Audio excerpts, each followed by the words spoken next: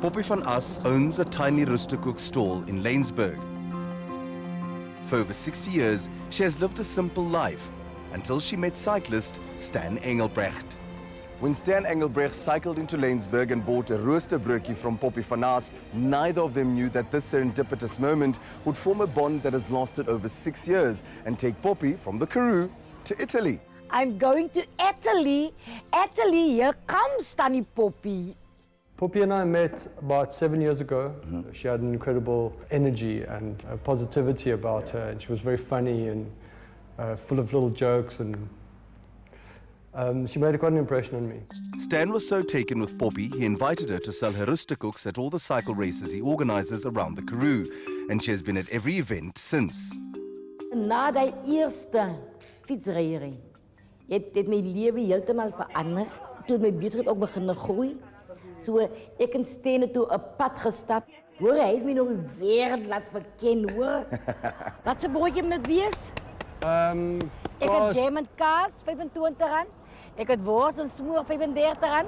She came to work on Eroica, which is an Italian event that I organize in Montague. And just to give you a background on Eroica, Eroica is like a vintage cycling celebration. It's paying homage to the old way of cycling, or the birth of cycling racing. The Italian organizers of Eroica were so intrigued with Poppy that they also invited her to make Rusterkoeks at their main event in Gaiola, Italy. Stan started a campaign to raise funds to get Poppy to Italy, and she became an internet sensation. We'd started a little Instagram account for her, and suddenly there was just like an outpouring of support, and everyone was interested in her life, and interview requests. She was just kind of blowing up. They managed to raise 45,000 Rand overnight. So I phoned Poppy up a few days later, and I said to her, Poppy, you got to get your passport ready. We're going to Italy.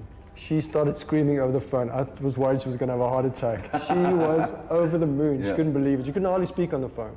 Hoor jy, die dag toe ek in die vliegtuig inklim, mense, nou sit ek, maar nou doen hy, hou my aan die gesels en ons, maar grap en jokes en so. Maar toe hy nou begin na haar toe. Hoor jy, toe hy so begin skit.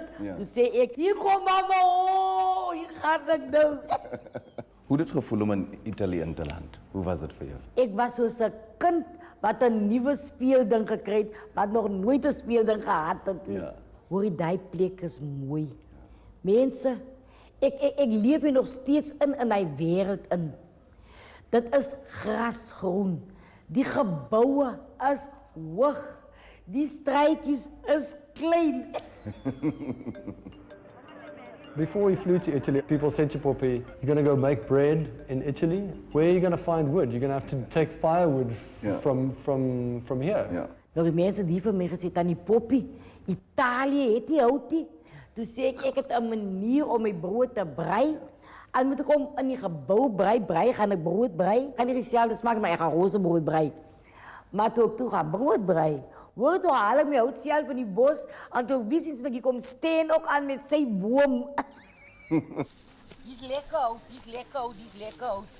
Italy het hout volop, mense, volop. Tanny Poppy, you are here in Italy to make a bread. What would you say were some of the biggest highlights throughout this trip? We got a message from a South African who lives in Rome, and she was very taken with Poppy's story. She reached out to Poppy and invited her to visit the Vatican. Hoor jy, die kerke maak iets wakker binne in jou. En die grootste kerk in Rome, dit was net so 'n lieflike kerk. Die mense sê die kerke staan al hoeveel honderde jare. En dit lyk vandag nog so mooi. She asked me to help translate for her the question she wanted to ask the priest. And the question was, why is my life so upside down? When she came out, she was very, very emotional. On the surface, her life can maybe seem very romantic to someone looking in from the outside. You know, when we photograph or video, the light's always beautiful, and you know, here's a woman walking along a dry riverbed and she's carrying firewood. I mean, there's a romanticism to that image, but the reality is Poppy's life is extremely hard. It's very difficult to do what she does every day. Poppy grew up in the middle of the Karoo. She was married at 13 and has 6 children and 14 grandkids that she supports. Life has been far from a fairy tale for her. Why were you married at such a young age? Raak ek swanger. Nou ja, toen we gaan trouwen. Op een vroege ouderdom. Dat ik mijn man vat.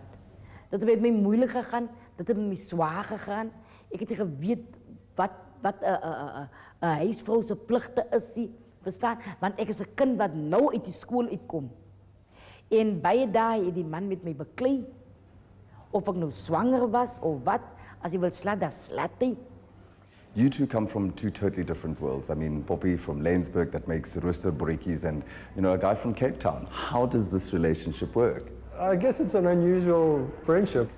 She plays the character of Poppy with the cuppy and the big smile on her face. She plays it extremely well, even though behind the scenes things are going very difficult sometimes.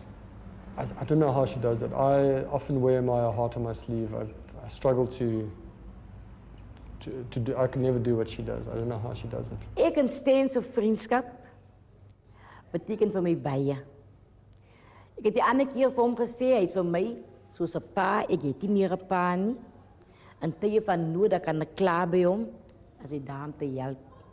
Hij is voor mij zoals het oudste zien. Ja. En hij is voor mij zoals een man. Een man is moest daar om op zijn schouder te leunen.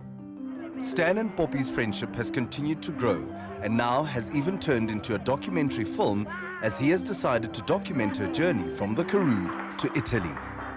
Ik heb een geest opgetel in die plek wat baie wonderlijk is. Would you say Poppy's life has changed as a result of all of this? Yes and no.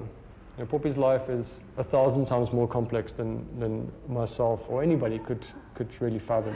She has a huge family, a lot of people depending on her. So you can say, because she's gotten a little bit famous on the internet, more people are coming to buy bread from her. So that makes a small difference in her day-to-day life.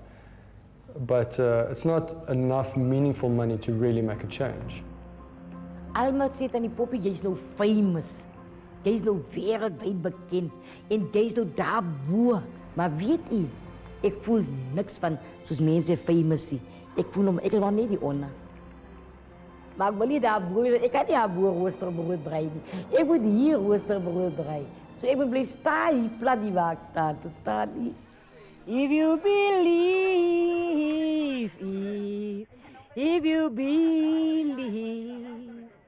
that all things are possible.